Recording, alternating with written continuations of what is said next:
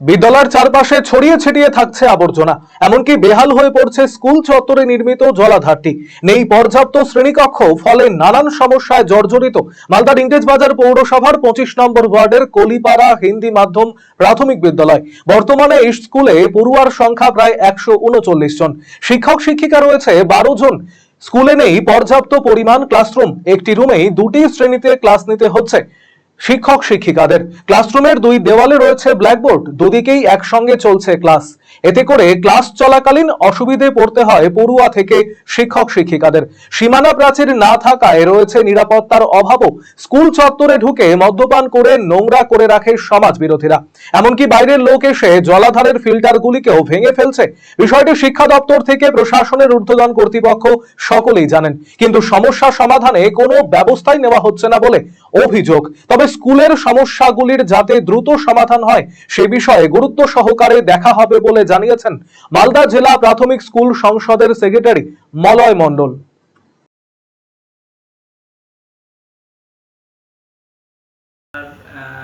বিদ্যালয় পরিদর্শক ওখানে যিনি আছেন ইংলিশ বাজার আরবান সার্কেলে, ওনার সাথেও আমার যোগাযোগ হয়েছে এটা নিয়ে।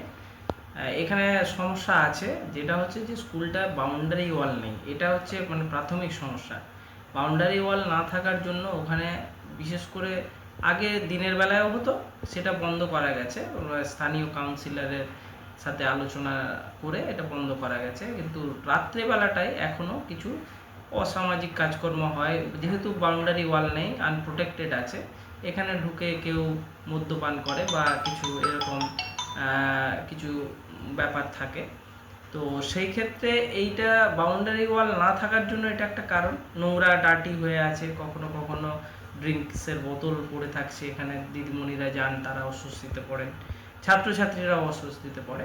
এটা আমরা আরেকবার স্থানীয় কাউন্সিলর, এটা স্থানীয় প্রশাসন ছাড়া পারা সম্ভব নয়, স্কুলের শিক্ষক শিক্ষিকারা বা আমরা এটা ওখানে বন্ধ করতে পারবো না। তবে আমরা স্থানীয় প্রশাসন বা স্থানীয় কাউন্সিলরের সাথে কথা বলে এই জিনিসটা করব। দ্বিতীয় বিষয়, যেটা আপনি জলের ব্যাপারটা বললেন, এটা নিয়েও আমি প্রাথমিক যে তথ্য পেয়েছি, ওখানে পিএইচির একটা ওভারহেড ট্যাঙ্ক ইনক্লুডিং ফিল্টার, যেটা লার্জ ফিল্টার যেগুলো আরও ট্রিটমেন্ট হয়, সেগুলো একটা ইনস্টলেশন করা ছিল। কিন্তু ওটাও ওই একইভাবে বাইরের লোক এসে সেই কলগুলোকে রেগুলার ভেঙে দিচ্ছে।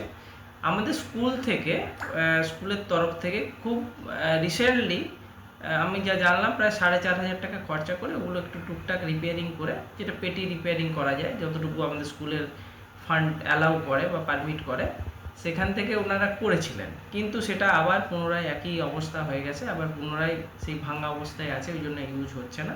আমরা পিএইচিকে খবর দিয়েছি, ওনারা যদি এটা নিয়ে কিছু করেন, মানে পদক্ষেপ নেন, আমরা সেটা আরেকবার দেখব অবশ্যই। আপনারা যেহেতু এটা আপনারা আমাদের নজরে আনছেন, আমাদের। অন্যদিকে স্কুল পরিদর্শনে জেলা পরিষদের তরফ থেকে প্রতিনিধি স্কুলে পাঠানো হবে। সমস্যাগুলির দ্রুত সমাধানের আশ্বাস দিয়েছেন মালদা জেলা পরিষদের সহ সভাধিপতি রফিকুল হোসেন।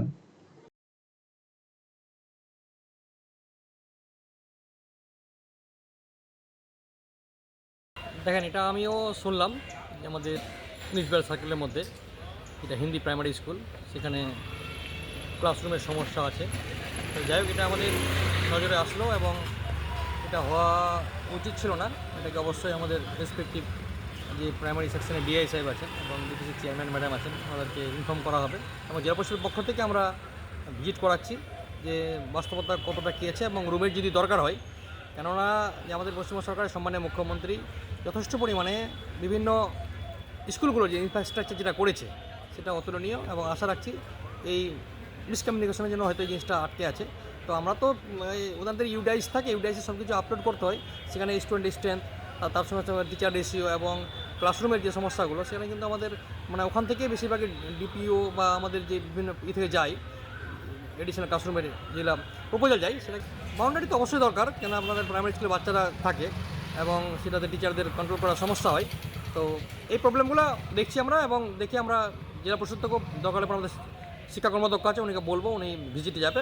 রায়গঞ্জবাসীদের জন্য সুখবর, যারা দীর্ঘদিন ধরে পেটের সমস্যায় ভুগছেন তাদের জন্য রায়গঞ্জ দিশারিতে আসছেন ব্যাঙ্গালোরের প্রখ্যাত গ্যাস্ট্রোএন্টারোলজিস্ট ডাক্তার ইরশাদ আলী, HMD, DNB।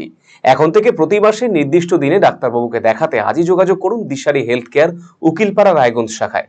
যোগাযোগ করুন 7477785509 এই নম্বরে এবং 7477785512 এই নম্বরে।